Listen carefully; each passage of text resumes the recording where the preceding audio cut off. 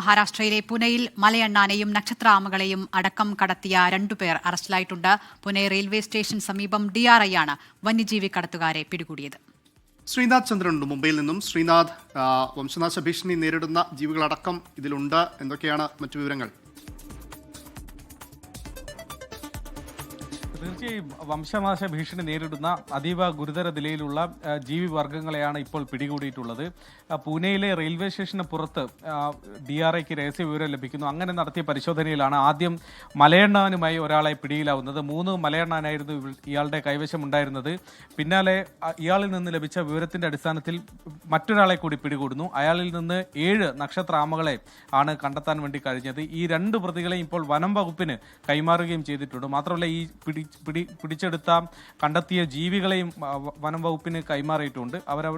വനം വകുപ്പിന്റെ സംരക്ഷണയിലാണ് ഈ ജീവികൾ ഇപ്പോഴുള്ളത്.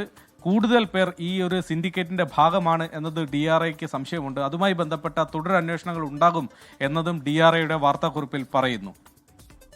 ശരി, ശ്രീനാഥ് ചന്ദ്രനാണ് വിവരങ്ങൾ നൽകിയത്.